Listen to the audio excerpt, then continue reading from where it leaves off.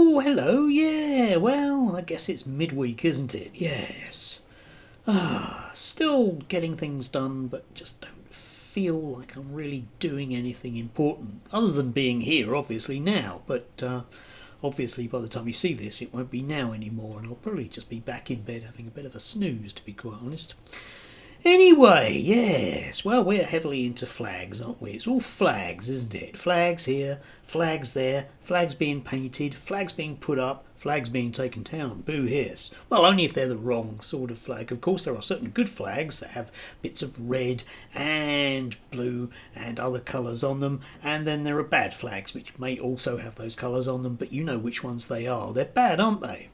But I do love the way that the debate has suddenly become how brilliant the flags are, because well, there are quite strict laws as to what can be painted in and around roads because, well, it's a safety issue. And for obvious reasons, you can't just have people going willy-nilly painting whatever they want on roundabouts. There's quite strict regulations so we don't frighten the horses. Because loads of people, you may recall, said that we couldn't have Pride, couldn't have Pride zebra crossing because it frightened the horses, even though that was legally allowed, and it was done, you know, by democratically elected councillors rather than a bunch of blokes that are just doing it because it's sort of performative. Still, never mind that now. Everyone can just ignore the fact that they're actually doing something that's illegal, because obviously we'd want to throw the full force of the law not against them. Yes, I'm confused as well. Still, never mind, it means we're not talking about the important things that we should be talking about. And the important things we should be talking about is all the stuff that's realistically going on in the background, which is a whole bunch of people that are deciding what is going to happen next in your life as well as mine. We do have a general direction of travel now, which is very much that whatever else happens, we must have tax cuts, okay? So I did have to smile at this from Guido Fawkes, everyone's, well, nobody's favourite conservative offshore commentator. Millionaires see better life beyond Britain's high tax borders. Yes, nearly 2/3 of UK millionaires say life better outside Britain. Yeah, and it's one of those great reports by, well, some people that you might expect. So let's just dive into that slightly, and then we'll figure out exactly what this is about. A whopping, good grief, 60% of British millionaires, however they've chosen them, believe life will be better outside the UK, according to a poll of more than 1,000 wealthy people by Heartland Capital. Yes, I'll come back to them or him in a bit. 53% said they felt less wealthy due to the rising cost of living. Yeah, okay then. You can kind of understand that, like the rest of us maybe. They're just human after all, just like you and me, except, you know, they've got a lot more money, so they're more important, obviously, than, well, you or me. While more than half of 18 to 24-year-olds also said they felt life would be better outside the UK. Top destinations to flee include the US, Canada, Australia and the UAE. Right. Well, while 82% were interested in getting a golden visa. Yes. I do like the way that they've managed to get hold of quite a lot of 18 to 24-year-olds there. Obviously, they've cancelled their Netflix subscriptions and have been saving up all that avocado on toast money to become, well, Britain's millionaires. Yeah, I'm sure they didn't inherit that, but they've just been working very, very hard on that. Probably taken an extra paper round. Yes.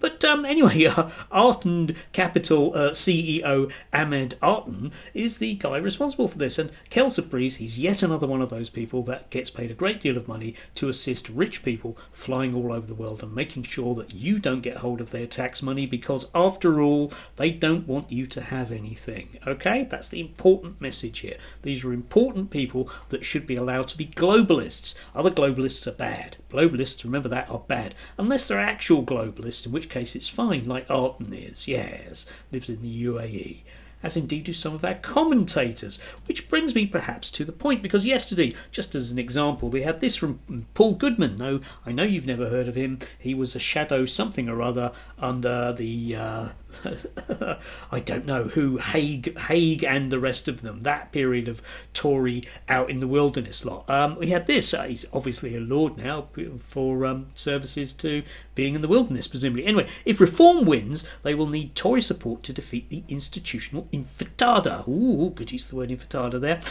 These are deep waters in which not just the upper house but our constitution itself could flounder. Yes, indeed. And suddenly he's become, like a lot of people have, become very, very concerned about the fact that there just aren't enough Reform lords, because obviously with their 4 MPs and doing reasonably well in the opinion polls, we just need to have loads and loads of Reform MPs, despite the fact that Reform used to earnestly believe in not having, well, the Lords, or at least having an elected upper chamber. But they've suddenly changed their mind now because various people have decided that they're going to be in power next. Yes, various people. Who? Well, just the people that decide everything. There's a very tiny number of people, realistically, in this country that make decisions about everything. And they have decided that that's what's going to happen. And they can see that all the things that they really want, it's basically a Liz Truss on steroids idea, or might well be hampered if they don't prime you up for the idea that they basically need to strip out the civil service, because these evil civil service types, yeah, they're all bad, aren't they? All bad. They have pensions and other things that gets, yeah, because money's bad. Well, unless it goes to UAE, in which case the money's very, very good. But their money, which is really your money, is bad. We need to strip out these people. They're all bad because they might get in the way of all the things that really need to be done.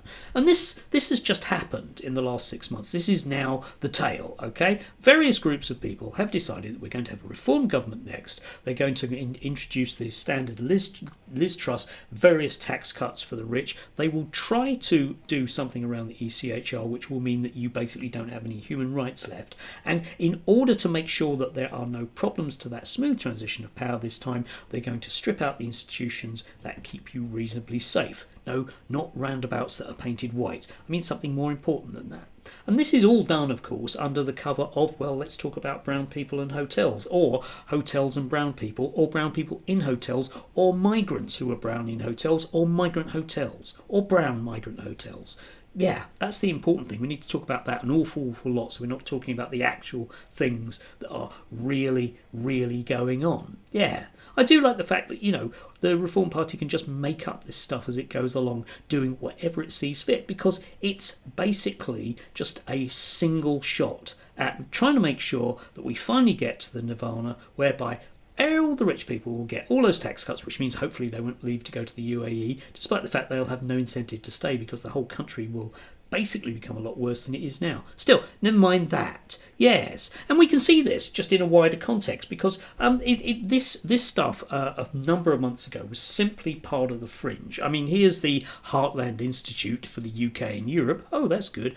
No UAE representatives. Anyway, the inevitable gorgeous and pouting Louis and Jane here, who basically are saying this. Well, unaccountable, a drain on taxpayers. The civil service acts as an establishment arm preventing real change by voters. Yeah, that's what they do, isn't it? Yeah, it's not to ensure to make sure that a whole bunch of incompetent people like Reform might come in and do something really stupid like they have with their local government stuff, which is still very ongoing. No. To regain sovereignty, that's that Brexit thing, the next government, that'll be the Reform Party, must slay the beast and regain control over a bloated ideological, that's them, not this lot, ideological bureaucracy, or face being made impotent. Oh dear, that's bad, isn't it? Yes. By the blob, yes, you see, it's like a whole Liz Truss thing all over again. Got to get rid of these people because they're stopping real change in this country. That whole trickle-down thing, right? There are billions of pounds sitting above your head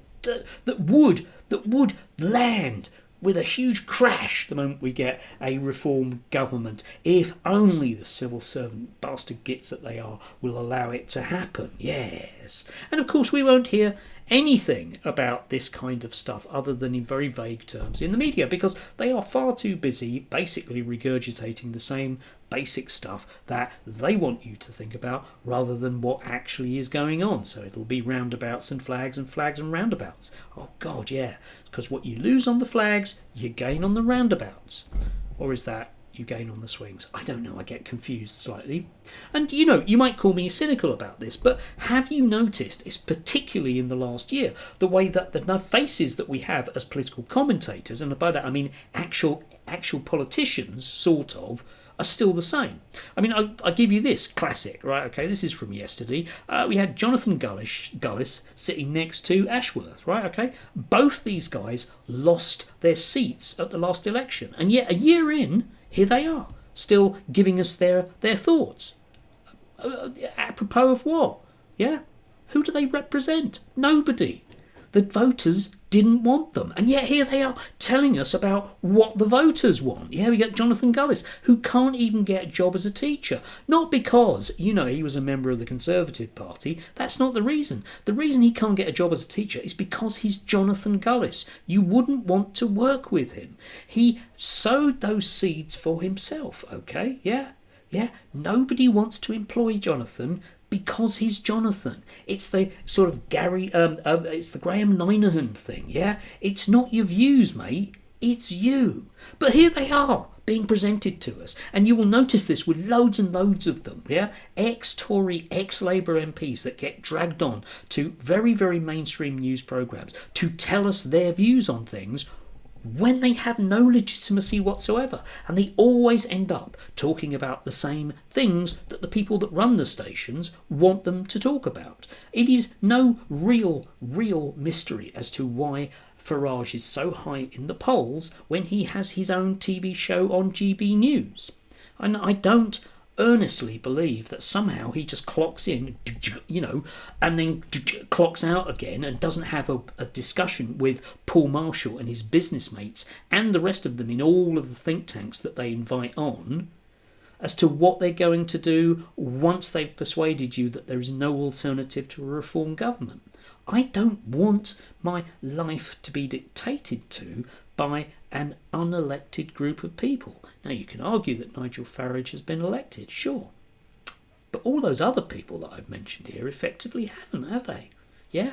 And yet they're still there in front of us as people that we must listen to because they are very, very, very important.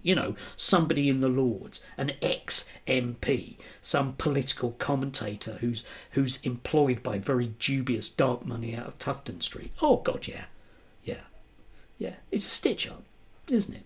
It's a stitch-up. And it needs more cut-through, and we are not going to get it, I don't think, before the next election. So desperate are they to quash dissenting voices that, let's face it, they will end up arresting you if you're blind and deaf and in a wheelchair and not doing what they want.